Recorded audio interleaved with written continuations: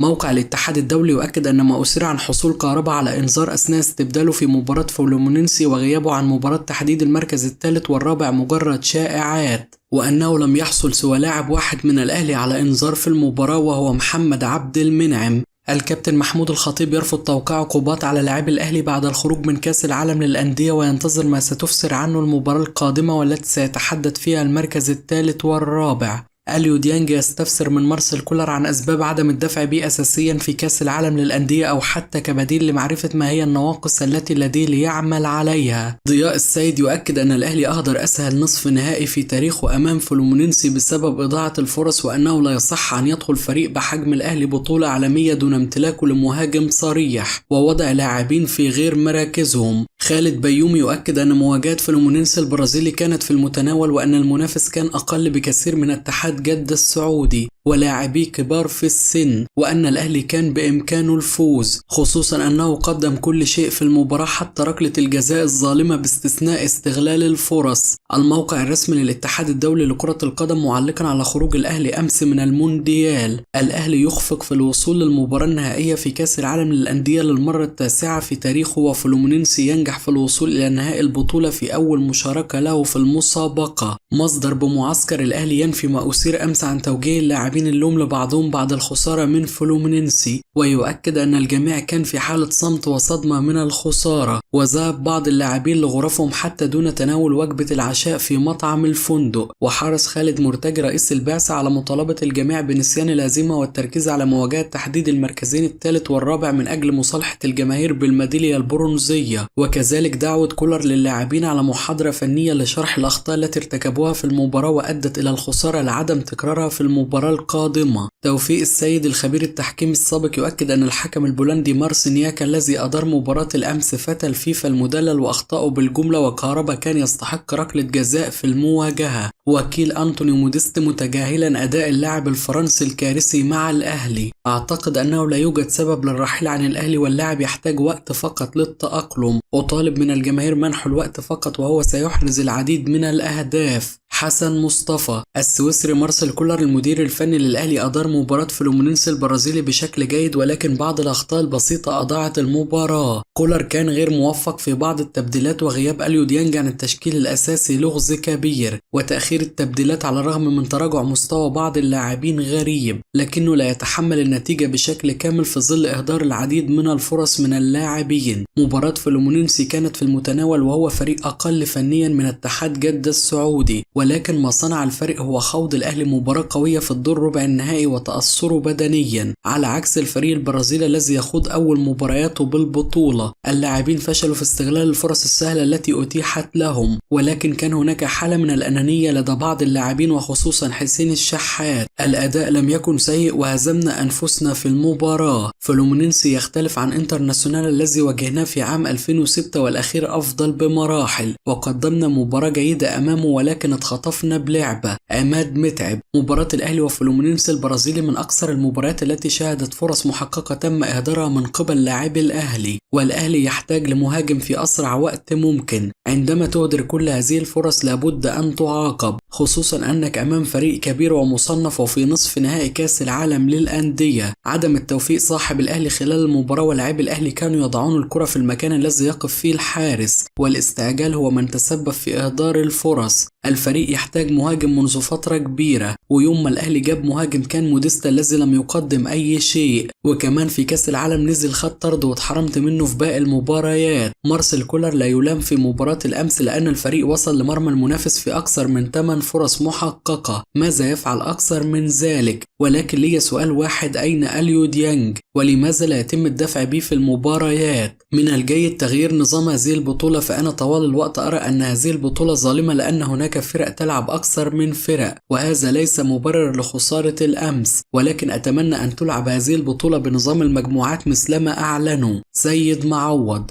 الأهلي في حاجة لضم مهاجم أجنبي قوي يفيد الفريق حتى لو كان سيكلف النادي الكثير، فالعناصر المتاحة محليا غير مضمون نجاحهم مع الفريق. الموجودين في مصر حاليا قد لا يحققون الإضافة المطلوبة، وحاليا لا يوجد لاعب دولي في مصر من الممكن أن يصنع الفارق، لذلك لابد من البحث عن مهاجم أجنبي دولي يقود الفريق لمدة 4 سنوات قادمة، ولا بد حاليا من التركيز في المباراة القادمة لحسم المركز الثالث. وبعد البطولة لابد من تحليل إيجابيات وسلبيات البطولة من جانب إدارة النادي. الأهلي رفع سقف الطموحات وأحلام الجماهير بعد الفوز على اتحاد جدة الذي يضم لاعبين كبار ومميزين، وفاز الفريق بثلاثية وأداء عظيم، وهذا ما جعل هناك طموح كبير بالوصول للنهائي. الأهلي في بداية الموسم خسر بطولتين لهم ظروف خاصة، ولذلك حاليا يجب التفكير في البرونزية والسوبر المصري، وفي توقف يناير يتم تقييم الأمور وضم صفقات قوية، كما يجب التخطيط لمونديال 2025 بمجموعة لاعبين أقوياء قادرين على المنافسة بقوة. بطولة كأس العالم للأندية بالنسبة لفريق مانشستر سيتي سهلة للغاية، ومواجهة أوراوا الياباني في المتناول، وقادر على الفوز بها وحصد اللقب على حساب فلومينينس البرازيلي. حالة لاعبي الأهلي يوم مباراة تحديد المركز الثالث هي من سوف تحسم الأمور، ويجب إغلاق صفحة مباراة الأمس والتركيز في المواجهة المقبلة واستعادة اللياقة البدنية قدر الإمكان.